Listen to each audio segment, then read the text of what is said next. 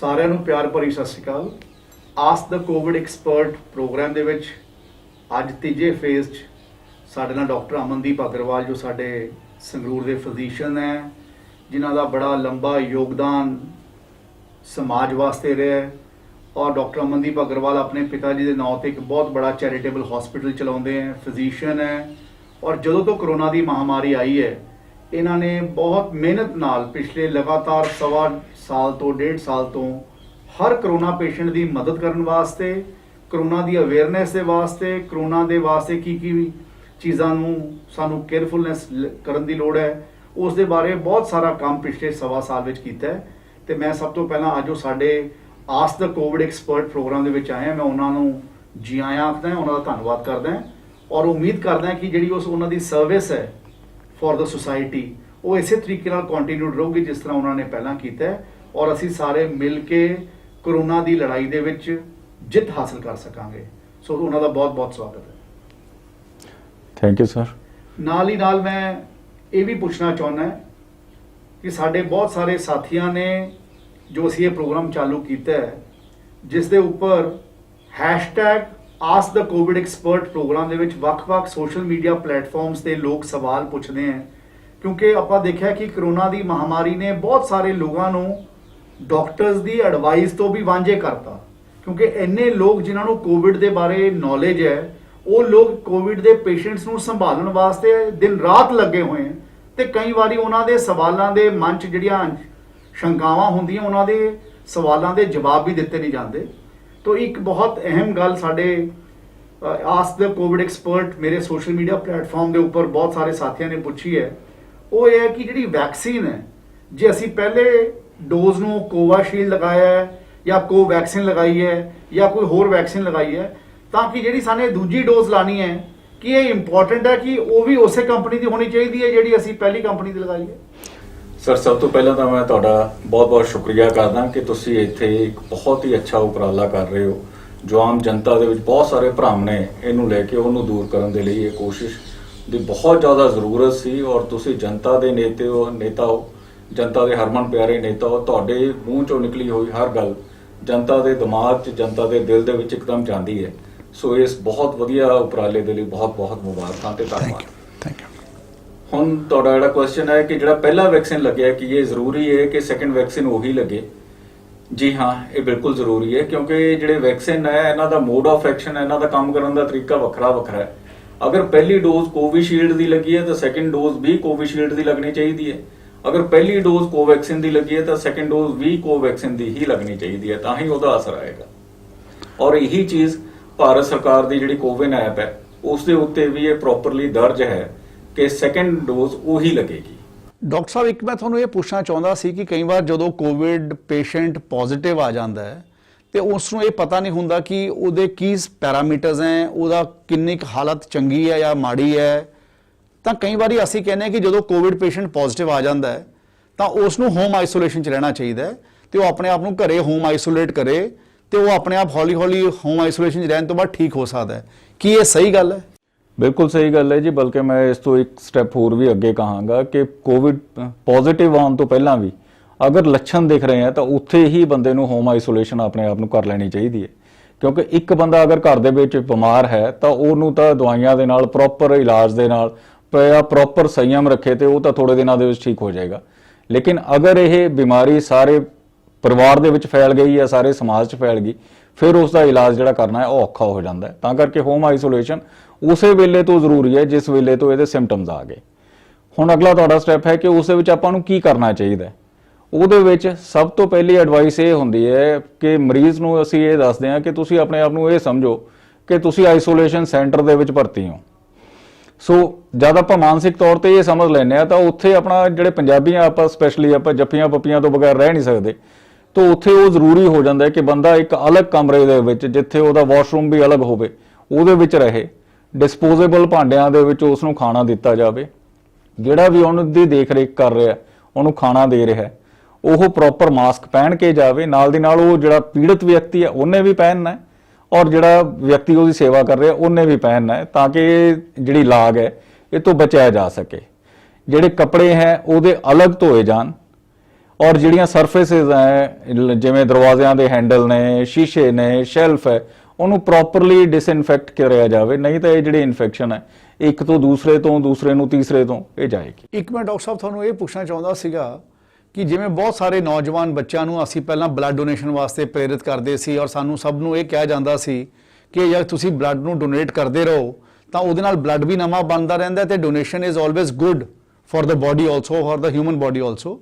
ਕਿ ਹੁਣ ਜਿਹੜੀ ਇਹ ਕੋਵਿਡ ਆ ਗਿਆ ਤੇ ਕਿਸੇ ਸਾਥੀ ਨੂੰ ਕੋਵਿਡ ਹੋ ਜਾਂਦਾ ਹੈ ਕਿ ਉਸ ਤੋਂ ਬਾਅਦ ਉਹ ਫਿਰ ਬਲੱਡ ਡੋਨੇਟ ਕਰ ਸਕਦਾ ਹੈ ਕਿ ਕੁਝ ਸਮੇਂ ਬਾਅਦ ਕਰ ਸਕਦਾ ਹੈ ਕਿ ਨਹੀਂ ਕਰ ਸਕਦਾ? ਕਿਉਂਕਿ ਕਈ ਵਾਰ ਜਿਹੜੇ ਲੋਕਾਂ ਨੇ ਆਪਣੇ ਬੋਡੀ ਦੇ ਸਾਈਕਲ ਨੂੰ ਇਸ ਤਰੀਕੇ ਨਾਲ ਬਣਾਇਆ ਹੁੰਦਾ ਹੈ ਕਿ 6 ਮਹੀਨੇ ਬਾਅਦ ਉਹਨਾਂ ਨੇ ਬਲੱਡ ਡੋਨੇਟ ਕਰਨਾ ਹੈ ਜਾਂ 9 ਮਹੀਨੇ ਬਾਅਦ ਬਲੱਡ ਡੋਨੇਟ ਕਰਨਾ ਹੈ, ਤਾਂ ਉਹ ਵਿਚਾਰੇ ਇਸ ਗੱਲ ਦੇ ਵਿੱਚ ਉਹਨਾਂ ਦੇ ਮਨ 'ਚ ਸਵਾਲ ਹੈ ਕਿ ਅਸੀਂ ਇਸ ਦੇ ਉੱਪਰ ਕਿਵੇਂ ਐਕਟ ਕਰ ਸਕਦੇ ਹਾਂ? ਸਰ ਉਸ ਦੇ ਵਿੱਚ ਗਵਰਨਮੈਂਟ ਦੀ ਗਾਈਡਲਾਈਨ ਇਹ ਹੈ ਕਿ 28 ਦਿਨ ਤੋਂ ਬਾਅਦ ਹੀ ਬਲੱਡ ਡੋਨੇਟ ਕਰਿਆ ਜਾ ਸਕਦਾ ਹੈ। ਅਗਰ ਕੋਈ ਵੀ ਕੋਵਿਡ ਪੋਜ਼ਿਟਿਵ ਆ ਜਾਂਦਾ ਹੈ ਤਾਂ ਉਹ 28 ਦਿਨ ਤੱਕ ਕੋਵਿਡ ਪੋਜ਼ਿਟਿਵ ਪੇਸ਼ੈਂਟ ਬਲੱਡ ਨਾ ਡੋਨੇਟ ਕਰੇ। ਜਦੋਂ ਇਹ ਸਿੰਪਟੋਮੈਟਿਕ ਹੋ ਗਿਆ ਉਸ ਤੋਂ 28 ਡੇਜ਼ ਬਾਅਦ ਅਗਰ ਉਹ ਪਹਿਲਾਂ ਕਿਸੇ ਵੇਲੇ ਕੋਵਿਡ ਨੈਗੇਟਿਵ ਵੀ ਹੋ ਗਿਆ ਤਾਂ ਵੀ ਉਸ ਤੋਂ ਗਵਰਨਮੈਂਟ ਦੀ ਗਾਈਡਲਾਈਨ ਹੈ ਕਿ 14 ਦਿਨ ਮਿਨੀਮਮ ਫਿਰ ਵੀ ਵੇਟ ਕਰੇ।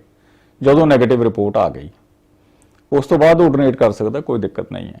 ਡਾਕਟਰ ਸਾਹਿਬ ਅਸੀਂ ਪਿਛਲੇ ਐਪੀਸੋਡ ਦੇ ਵਿੱਚ ਸਾਡੇ ਨਾਲ ਦੂਜੇ ਡਾਕਟਰ ਸਾਹਿਬ ਆਏ ਸੀ, ਉਸ ਵੇਲੇ ਅਸੀਂ ਬਲੈਕ ਫੰਗਸ ਦੀ ਗੱਲ ਕੀਤੀ ਸੀ ਔਰ ਉਸ ਵੇਲੇ ਅਸੀਂ ਇਹ ਵੀ ਸਮਝਿਆ ਸੀ ਉਹਨਾਂ ਤੋਂ ਕਿ ਬਲੈਕ ਫੰਗਸ ਕਿਉਂ ਹੁੰਦਾ ਹੈ, ਬਲੈਕ ਫੰਗਸ ਨੂੰ ਕਿਵੇਂ ਪ੍ਰੋਟੈਕਟ ਕੀਤਾ ਜਾ ਸਕਦਾ ਹੈ ਜਾਂ ਕਿਸ ਨੂੰ ਬਲੈਕ ਫੰਗਸ ਹੋ ਜੇ ਤਾਂ ਉਹਦਾ ਹੱਲ ਕਿਵੇਂ ਹੋ ਸਕਦਾ ਹੈ। ਇੱਕ ਗੱਲ ਮੈਂ ਤੁਹਾਨੂੰ ਹੋਰ ਪੁੱਛਣਾ ਚਾਹੁੰਦਾ ਕਿ ਜਿਹੜਾ ਬਲੈਕ ਫੰਗਸ ਹੈ ਇਹ ਜਿਹੜੇ ਲੋਕਾਂ ਨੂੰ ਕੋਵਿਡ ਦੀ ਬਿਮਾਰੀ ਨਹੀਂ ਲੱਗੀ ਹੁੰਦੀ ਉਹਨਾਂ ਨੂੰ ਵੀ ਇਨਫੈਕਟ ਕਰ ਸਕਦਾ? ਜੀ, ਉਹਨਾਂ ਨੂੰ ਵੀ ਕਰ ਸਕਦਾ ਹੈ। ਇਹ ਜਿਹੜੇ ਲੋਕ ਇਮਿਊਨੋ ਕੰਪਰੋਮਾਈਜ਼ਡ ਹੈ, ਜਿਨ੍ਹਾਂ ਦੇ ਅੰਦਰ ਬਿਮਾਰੀਆਂ ਲੜਨ ਦੀ ਸ਼ਮਤਾ ਜਿਹੜੀ ਹੈ ਉਹ ਘਟੀ ਹੋਈ ਹੈ ਕਿਸੇ ਵੀ ਕਾਰਨ ਦੇ ਕਰਕੇ, ਚਾਹੇ ਉਹ ਅਨਕੰਟਰੋਲ ਡਾਇਬਟਿਕਸ ਹੈ, ਚਾਹੇ ਉਹ ਲੋਕ ਹੈ ਜਿਨ੍ਹਾਂ ਨੇ ਬਹੁਤ ਜ਼ਿਆਦਾ ਦੇਰ ਦੇ ਲਈ ਸਟੀਰੋਇਡ ਲਿੱਤਾ ਹੈ, ਚਾਹੇ ਕਿਸੇ ਵੀ ਹੋਰ ਬਿਮਾਰੀ ਤੋਂ ਪੀੜਿਤ ਹੈ, ਜਿਨ੍ਹਾਂ ਦੀ ਕੀਮੋਥੈਰੇਪੀ ਹੋਈ ਹੈ, ਰੇਡੀਓਥੈਰੇਪੀ ਹੋਈ ਹੈ, ਜਿਨ੍ਹਾਂ ਦੇ ਅੰਦਰ ਬੋਡੀ ਦੀ ਇਮਿਊਨਿਟੀ ਘਟੀ ਹੋਈ ਹੈ, ਉਹ ਲੋਕਾਂ ਨੂੰ ਇਹ ਬਲੈਕ ਫੰਗਸ ਹੋ ਸਕਦਾ। ਬਸ਼ਰਤੇ ਅਗਰ ਉਹ ਪੂਰੀਆਂ ਪ੍ਰੀਕਾਸ਼ਨਸ ਲੈਂਦੇ ਨੇ ਫਿਰ ਉਹ ਇਸ ਚੀਜ਼ ਤੋਂ ਬਚ ਵੀ ਸਕਦੇ ਨੇ, ਬਿਕੋਜ਼ ਇਹ ਸਪੋਰਸ ਕੋਈ ਨਵੇਂ ਨਹੀਂ ਹੈ। ਇਹ ਨਹੀਂ ਹੈ ਕਿ ਹੁਣ ਆਏ ਨੇ, ਇਹ ਪਹਿਲਾਂ ਵੀ ਆਪਾਂ ਬਹੁਤ ਵਾਰ ਦਿਨ ਦੇ ਵਿੱਚ ਆਪਾਂ ਇਨਹੇਲ ਕਰਦੇ ਹੋਵਾਂਗੇ, ਆਪਾਂ ਬਰੀਥ ਇਨ ਕਰਦੇ ਹਾਂ, ਬਰੀਥ ਆਊਟ ਕਰ ਦਿੰਦੇ ਹਾਂ, ਆਪਣੇ ਅੰਦਰ ਇਨਫੈਕਸ਼ਨ ਨਹੀਂ ਕਰਦੇ। ਇਨਫੈਕਸ਼ਨ ਉਹਦੇ ਅੰਦਰ ਕਰਦੇ ਹਾਂ ਜਿਹਦੇ ਅੰਦਰ ਇਮਿਊਨਿਟੀ ਕੰਪਰੋਮਾਈਜ਼ਡ ਹੈ। ਫਿਲਹਾਲ ਇਹ ਸਿਰਫ ਆਪਣੇ ਕੋਵਿਡ ਪੀੜਤਾਂ ਦੇ ਵਿੱਚ ਆਪਾਂ ਸੁਣਨ ਦੇ ਵਿੱਚ ਆਈ ਹੈ, ਬਿਕੋਜ਼ ਉਸ ਕਰਕੇ ਇਹਦੀ ਥੋੜੀ ਹਾਈਪ ਜੀ ਬਣ ਗਈ, ਇੱਕ ਲੋਕਾਂ ਦੇ ਵਿੱਚ ਇਹਦਾ ਡਰ ਪੈਦਾ ਹੋ ਗਿਆ। ਲੇਕਿਨ ਹਲੇ ਇਹ ਕਹਿਣਾ ਬਹੁਤ ਮੁਸ਼ਕਿਲ ਹੈ ਕਿ ਕਿਆ ਕੋਵਿਡ ਦਾ ਵਾਇਰਸ ਇਸ ਚੀਜ਼ ਦੀ ਕੋਈ ਕਮਜ਼ੋਰੀ ਪੈਦਾ ਕਰਦਾ ਹੈ, ਸਪੈਸ਼ਲੀ ਕਿ ਕੋਵਿਡ ਦੇ ਮਰੀਜ਼ਾਂ ਦੇ ਵਿੱਚ ਅੱਜਕੱਲ ਜ਼ਿਆਦਾ ਆ ਰਹੀ ਹੈ, ਜਾਂ ਇੱਕ ਜਸਟ ਇਹ ਕੋਇਨਸੀਡੈਂਸ ਹੈ। ਡਾਕਟਰ ਸਾਹਿਬ ਇੱਕ ਮੇਰੇ ਟਵਿੱਟਰ ਦੇ ਉੱਪਰ ਬੜਾ ਸਵਾਲ ਆਇਆ, ਜਿਸ ਤਰ੍ਹਾਂ ਆਪਾਂ ਬਲੈਕ ਫੰਗਸ ਦੀ ਗੱਲ ਕਰ ਰਹੇ ਸੀ। ਇੱਕ ਸਾਥੀ ਹੈ ਅਰਵਿੰਦਰ ਸਿੰਘ ਵਾਲੀਆ, ਉਹਨਾਂ ਨੇ ਮੇਰੇ ਟਵਿੱਟਰ ਦੇ ਉੱਪਰ ਇਹ ਗੱਲ ਲਿਖ ਕੇ ਭੇਜੀ, ਜਿਸ 'ਚ ਉਹਨਾਂ ਨੇ ਕਿਹਾ ਕਿ ਬਲੈਕ ਫੰਗਸ ਬਾਰੇ ਤਾਂ ਬਹੁਤ ਲੋਕਾਂ ਨੂੰ ਹੁਣ ਪਤਾ ਲੱਗਣ ਲੱਗ ਗਿਆ, ਪਰ ਇਸ ਦੇ ਨਾਲ ਨਾਲ ਇੱਕ ਯੈਲੋ ਫੰਗਸ, ਇੱਕ ਵਾਈਟ ਫੰਗਸ ਦੀ ਗੱਲ ਹੋ ਰਹੀ ਹੈ।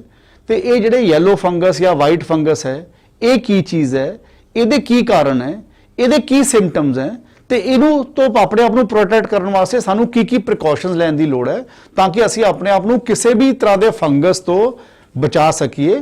ਕਿਉਂਕਿ ਅੱਜ ਜਿਹੜੀ ਗੱਲਾਂ, ਜਦੋਂ ਕਰੋਨਾ ਦੇ ਨਾਲ ਕੋਈ ਬਿਮਾਰੀ ਜੁੜ ਜਾਂਦੀ ਹੈ ਤਾਂ ਲੋਕਾਂ ਨੂੰ ਹਲੇ ਕਰੋਨਾ ਦੀ ਬਿਮਾਰੀ ਦੇ ਹੀ ਐਕਚੁਅਲ ਕਾਰਨ ਨਹੀਂ ਪਤਾ। ਤਾਂ ਇਸ ਕਰਕੇ ਇਹ ਕੀ ਮੈਨੂੰ ਤੁਸੀਂ ਥੋੜਾ ਜਿਹਾ ਐਕਸਪਲੇਨ ਕਰੋਗੇ ਤਾਂ ਕਿ ਆਪਾਂ ਆਪਣੇ ਸਾਰੇ ਲੋਕ ਜਿਹੜੇ ਸਾਡੇ ਆਸ ਦ ਕੋਵਿਡ ਐਕਸਪਰਟ ਪ੍ਰੋਗਰਾਮ ਨੂੰ ਦੇਖਦੇ ਆ, ਅਸੀਂ ਉਹਨਾਂ ਦੇ ਮਨ 'ਚ ਜਿਹੜਾ ਇਸ ਗੱਲ ਦਾ ਭਰਮ ਉਹਨੂੰ ਤੋੜ ਸਕੀਏ। ਇਹ ਅੱਜਕੱਲ ਲੋਕਾਂ ਦੇ ਵਿੱਚ ਬਹੁਤ ਜ਼ਿਆਦਾ ਇਸ ਚੀਜ਼ ਦਾ ਇੱਕ ਡਰ ਫੈਲਿਆ ਹੋਇਆ। ਕਿਸੇ ਦੇ ਵੀ ਕੋਈ ਵੀ ਤਕਲੀਫ ਹੁੰਦੀ ਹੈ, ਲੋਕਾਂ ਦਾ ਫੋਨ ਆਉਂਦਾ ਕਿ ਜੀ ਇਹ ਯੈਲੋ ਫੰਗਸ ਤਾਂ ਨਹੀਂ, ਇਹ ਵਾਈਟ ਫੰਗਸ ਤਾਂ ਨਹੀਂ। ਇਹ ਫਿਰ ਦੱਸਣਾ ਚਾਹਾਂਗਾ, ਇਹ ਕੋਈ ਨਵੀਆਂ ਬਿਮਾਰੀਆਂ ਨਹੀਂ ਹੈ, ਪਹਿਲਾਂ ਤੋਂ ਚੱਲਦੀਆਂ ਆ ਰਹੀਆਂ ਨੇ। ਇਹ ਜਿਹੜੇ ਸਪੋਰਸ ਹੈ, ਇਸ ਦੇ ਜਿਹੜੇ ਕਣ ਨੇ, ਇਹ ਆਪਣੇ ਹਵਾ ਦੇ ਵਿੱਚ, ਧੂਲ ਮਿੱਟੀ ਦੇ ਵਿੱਚ ਪਹਿਲਾਂ ਤੋਂ ਮੌਜੂਦ ਨੇ। ਆਪਾਂ ਦਿਨ 'ਚ ਬਹੁਤ ਵਾਰ ਇਹਨਾਂ ਨੂੰ ਆਪਣੇ ਸਾਹ ਦੇ ਨਾਲ ਆਪਾਂ ਅੰਦਰ ਲੈ ਕੇ ਜਾਂਦੇ ਹਾਂ, ਬਾਹਰ ਨਿਕਲਦੇ ਨੇ। ਲੇਕਿਨ ਜਿਹੜੇ ਲੋਕ ਇਮਿਊਨੋ ਕੰਪਰੋਮਾਈਜ਼ਡ ਨੇ, ਜਿਨ੍ਹਾਂ ਦੇ ਅੰਦਰ ਬਿਮਾਰੀਆਂ ਲੜਨ ਦੀ ਤਾਕਤ ਨਹੀਂ ਹੈ, ਚਾਹੇ ਉਹਦਾ ਕਾਰਨ ਉਹਨਾਂ ਦੀ ਅਨਕੰਟਰੋਲਡ ਸ਼ੂਗਰ ਹੈ, ਚਾਹੇ ਉਹਨਾਂ ਦਾ ਸਟੀਰੋਇਡਸ ਦਾ ਜ਼ਿਆਦਾ ਸੇਵਨ ਹੈ, ਚਾਹੇ ਉਹਨਾਂ ਦੇ ਆਸ-ਪਾਸ ਬਹੁਤ ਜ਼ਿਆਦਾ ਸਿੱਲ ਵਾਲਾ এনवायरमेंट ਹੈ, ਗੰਦੀਆਂ ਮੰਦੀਆਂ ਚੀਜ਼ਾਂ ਪਈਆਂ, ਬਾਸੀ ਖਾਣਾ ਪਿਆ ਜਿਸ ਤੋਂ ਇਹ ਸਪੋਰਸ ਪੈਦਾ ਹੋ ਰਹੇ ਨੇ, ਚਾਹੇ ਇਹ ਵਾਲੀ ਚੀਜ਼ ਹੈ, ਇਹ ਇਹਨਾਂ 'ਚੋਂ ਕੋਈ ਵੀ ਕਾਰਨ ਦੇ ਕਰਕੇ ਇਹ ਆਪਾਂ ਨੂੰ ਬਿਮਾਰੀ ਨਾਲ ਗ੍ਰਸਤ ਕਰ ਸਕਦੇ ਆ। ਜਿਹੜੇ ਇਹਦੇ ਸਿੰਪਟਮਸ ਦੀ ਗੱਲ ਕਰੀਏ, ਯੈਲੋ ਫੰਗਸ ਦਾ ਜਿਹੜਾ ਮੇਨ ਸਿੰਪਟਮ ਆਉਂਦਾ ਉਹ ਆਉਂਦਾ ਫਟੀਗ, ਕਿ ਥਕਾਨ ਬਹੁਤ ਜ਼ਿਆਦਾ ਹੋ ਰਹੀ ਹੈ, ਸਕਿਨ ਦੇ ਉੱਪਰ ਰੈਸ਼ ਹੋ ਗਿਆ ਜਾਂ ਉਸ ਦੇ ਉੱਤੇ ਬਰਨਿੰਗ ਹੋ ਰਹੀ ਹੈ। ਇਹ ਕਾਮਨ ਸਿੰਪਟਮ ਹੈ। ਇਸ ਤੋਂ ਬਾਅਦ ਇਹ ਬਾਕੀ ਦੀ ਬੋਡੀ ਦੇ ਵਿੱਚ ਫੈਲ ਕੇ ਅਲੱਗ-ਅਲੱਗ ਆਰਗਨਸ ਨੂੰ ਇਨਵੋਲਵ ਕਰ ਸਕਦਾ। ਜਿਹੜੀ ਇਹਦੀ ਪ੍ਰੀਕਾਸ਼ਨ ਹੈ ਉਹ ਇਹੀ ਹੈ ਕਿ ਆਪਾਂ ਨੇ ਆਪਣੀ ਸ਼ੂਗਰ ਕੰਟਰੋਲ 'ਚ ਰੱਖਣੀ ਹੈ, ਸੈਲਫ ਮੈਡੀਕੇਸ਼ਨ ਨਹੀਂ ਕਰਨੀ, ਸਟੀਰਾਇਡਸ ਦਾ ਸੇਵਨ ਜਿਹੜਾ ਹੈ ਅਗਰ ਲੋੜ ਪੈਂਦੀ ਹੈ ਤਾਂ ਡਾਕਟਰ ਦੀ ਸਲਾਹ ਤੋਂ ਬਗੈਰ ਨਹੀਂ ਕਰਨਾ, ਔਰ ਉਨੇ ਹੀ ਸਮੇਂ ਲਈ ਕਰਨਾ ਜਿੰਨੇ ਸਮੇਂ ਲਈ ਜਿਸ ਡਾਕਟਰ ਤੋਂ ਤੁਸੀਂ ਇਲਾਜ ਲੈ ਰਹੇ ਹੋ ਉਹ ਦੇ ਰਹੇ ਨੇ। ਅਨਨੈਸੈਸਰਲੀ ਉਹਨੂੰ ਕੰਟੀਨਿਊ ਨਹੀਂ ਕਰਨਾ। ਅਗਰ ਬਾਡੀ ਦੀ ਇਮਿਊਨਿਟੀ ਕੰਪਰੋਮਾਈਜ਼ ਹੋ ਗਈ ਤਾਂ ਫਿਰ ਇਨਵੀਟੇਸ਼ਨ ਦਿੰਦਾ ਇਹੋ ਜਿਹੀਆਂ ਬਿਮਾਰੀਆਂ ਨੂੰ। ਜਿਹੜੀ ਗੱਲ ਕਰੀਏ ਆਪਾਂ ਵਾਈਟ ਫੰਗਸ ਦੀ, ਵਾਈਟ ਫੰਗਸ ਜੋ ਹੈ ਇਹ ਸਪੈਸੀਫਿਕ ਆਰਗਨਸ ਨੂੰ ਇਨਵੋਲਵ ਕਰਦਾ ਹੈ, ਜਿਵੇਂ ਆਪਣੇ ਨਹੁੰ ਦੇ ਨੀਚੇ ਹੋ ਜਾਂਦਾ ਹੈ, ਆਪਣੇ ਮੂੰਹ ਦੇ ਵਿੱਚ ਹੋ ਜਾਂਦਾ ਹੈ, ਰਿਪਰੋਡਕਟਿਵ ਆਰਗਨਸ ਦੇ ਵਿੱਚ ਹੋ ਜਾਂਦਾ ਹੈ, ਸਟਮਕ ਤੇ ਕਿਡਨੀ ਦੀ ਇਨਵੋਲਵਮੈਂਟ ਇਹ ਕਰਦਾ ਹੈ। ਇਹਦੇ ਸਿੰਪਟਮਸ ਜਿਹੜੇ ਇਨੀਸ਼ੀਅਲ ਸਿੰਪਟਮਸ ਆ ਉਹ ਕੋਵਿਡ ਵਰਗੇ ਹੀ ਹੁੰਦੇ ਆ। ਐਕਸ-ਰੇ ਜਾਂ ਸੀਟੀ ਸਕੈਨ ਤੋਂ ਬਗੈਰ ਇਹਨੂੰ ਪਤਾ ਕਰਨਾ ਬਹੁਤ ਮੁਸ਼ਕਿਲ ਹੈ ਕਿ ਇਹ ਵਾਈਟ ਫੰਗਸ ਡਿਜ਼ੀਜ਼ ਹੈ ਜਾਂ ਇਹ ਕੋਵਿਡ ਦੇ ਸਿੰਪਟਮਸ ਹੈ, ਅਗਰ ਇਹ ਛਾਤੀ ਨੂੰ ਇਨਵੋਲਵ ਕਰਦਾ ਤਾਂ। ਇਹਨਾਂ ਦੋਨਾਂ ਦੇ ਇਲਾਜ ਨਾਲੋਂ ਬਿਹਤਰ ਹੈ, ਮੈਂ ਜਨਤਾ ਦੇ ਵਿੱਚ ਇਹੀ ਸੰਦੇਸ਼ ਤੁਹਾਡੇ ਰਾਹੀਂ ਦੇਣਾ ਚਾਹਾਂਗਾ ਕਿ ਆਪਾਂ ਇਸ ਦਾ ਬਚਾਅ ਕਰੀਏ, ਆਪਣਾ ਆਲਾ ਦੁਆਲਾ ਸਾਫ਼ ਰੱਖੀਏ, ਅਗਰ ਕੋਈ ਬਾਸੀ ਖਾਣਾ ਹੈ ਉਹਨੂੰ ਤੁਰੰਤ ਆਪਣੇ ਤੋਂ ਦੂਰ ਕਰੀਏ ਤੇ ਸਿੱਲ ਤੋਂ ਬਚੀਏ, ਪ੍ਰੋਪਰ ਪ੍ਰੀਕਾਸ਼ਨਸ ਲਈਏ, ਆਪਣੀ ਇਮਿਊਨਿਟੀ ਸਟਰੋਂਗ ਰੱਖੀਏ। ਕੋਈ ਸਟੀਰਾਇਡਸ ਦਾ ਸੇਵਨ ਜਿਵੇਂ ਮੈਂ ਪਹਿਲਾਂ ਦੱਸ ਚੁੱਕਿਆ ਉਹ ਨਾ ਆਪਾਂ ਜ਼ਿਆਦਾ ਕਰੀਏ, ਸ਼ੂਗਰ ਆਪਣੀ ਕੰਟਰੋਲ 'ਚ ਰੱਖੀਏ ਤੇ ਪ੍ਰੋਪਰ ਅਗਰ ਕੋਈ ਸਿੰਪਟਮ ਡਿਵੈਲਪ ਹੁੰਦਾ ਤਾਂ ਤੁਰੰਤ ਉਹਦਾ ਇਲਾਜ ਕਰਵਾਈਏ। ਡਾਕਟਰ ਸਾਹਿਬ, ਇੱਕ ਮੈਂ ਤੁਹਾਨੂੰ ਅਖੀਰਲਾ ਸਵਾਲ ਅੱਜ ਦੇ ਸ਼ੋਅ ਦਾ ਪੁੱਛਣਾ ਚਾਹੁੰਦਾ ਹਾਂ। ਕਰੋਨਾ ਬਾਰੇ ਬੜੇ ਤਰ੍ਹਾਂ ਦੇ ਸਵਾਲ, ਬੜੇ ਤਰ੍ਹਾਂ ਦੀਆਂ ਸ਼ੰਕਾਵਾਂ, ਜਿਸ ਤਰ੍ਹਾਂ ਮੈਂ ਤੁਹਾਨੂੰ ਕਿਹਾ ਲੋਕਾਂ ਦੇ ਮਨ ਦੇ ਵਿੱਚ ਹੁੰਦੀ ਹੈ। ਇੱਕ ਹੋਰ ਗੱਲ ਸਰਕੂਲੇਟ ਹੋਈ ਜਾ ਰਹੀ ਹੈ ਕਿ ਜੇ ਤੁਹਾਨੂੰ ਕਰੋਨਾ ਹੋ ਜੇ ਜਾਂ ਜੇ ਤੁਸੀਂ ਆਪਣੇ ਸਾਹ ਨੂੰ 1 ਮਿੰਟ ਲਈ ਰੋਕ ਲਓ ਤਾਂ ਤੁਸੀਂ ਕਰੋਨਾ ਦੀ ਬਿਮਾਰੀ ਤੋਂ ਬਚ ਸਕਦੇ ਹੋ। ਕੀ ਇਸ ਗੱਲ ਦੇ ਵਿੱਚ ਕੋਈ ਸੱਚਾਈ ਹੈ? ਜੀ ਨਹੀਂ, ਇਸ ਦੇ ਵਿੱਚ ਕੋਈ ਸੱਚਾਈ ਨਹੀਂ। ਇਹ ਬਿਲਕੁਲ ਇੱਕ ਝੂਠਾ ਪ੍ਰਚਾਰ ਹੈ। ਇਸ ਤਰ੍ਹਾਂ ਦਾ ਕੋਈ ਨਾ ਕੋਈ ਸਾਧਨ ਹੈ, ਨਾ ਸਾਇੰਟੀਫਿਕਲੀ ਇਹ ਚੀਜ਼ ਪ੍ਰੂਵਨ ਹੈ।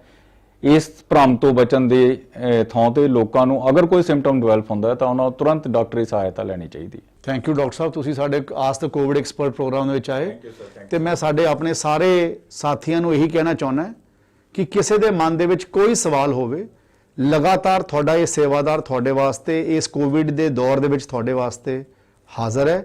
ਤੁਸੀਂ ਆਪਣੇ ਮਨ ਦੇ ਵਿੱਚ ਕੋਈ ਸਵਾਲ ਹੈ #AskTheCovidExpert ਦੇ ਉੱਪਰ ਲਿਖੋ, ਚਾਹੇ ਮੇਰੇ ਕਿਸੇ ਵੀ ਸੋਸ਼ਲ ਮੀਡੀਆ ਪਲੇਟਫਾਰਮ ਦੇ ਉੱਪਰ ਆਪਣੇ ਮਨ ਦੇ ਜੋ ਸਵਾਲ ਹੈ ਉਹਨਾਂ ਨੂੰ ਲਿਖ ਕੇ ਭੇਜੋ, ਤਾਂ ਕਿ ਮੈਂ ਅਗਲੇ ਵਾਰੀ ਜਦ ਤੁਹਾਨੂੰ ਮਿਲੂੰਗਾ ਤੁਹਾਡੇ ਸਾਰੇ ਸਵਾਲ ਆਪਣੇ ਸੰਗਰੂਰ ਦੇ ਜਿਹੜੇ ਕਾਬਲ ਡਾਕਟਰ ਹੈ ਜਿਨ੍ਹਾਂ ਨੇ ਬਹੁਤ ਵੱਡਾ ਯੋਗਦਾਨ ਸਮਾਜ ਦੇ ਵਿੱਚ ਲੋਕ ਸਭਾ 'ਚ ਰਿਹਾ, ਉਹਨਾਂ ਦੇ ਰਾਹੀਂ ਤੁਹਾਡੇ ਸਾਰੇ ਸਵਾਲਾਂ ਦੇ ਜਵਾਬ ਮੈਂ ਤੁਹਾਡੇ ਤੱਕ ਪਹੁੰਚਾਉਣ ਵਾਸਤੇ ਕੋਸ਼ਿਸ਼ ਕਰੂੰਗਾ।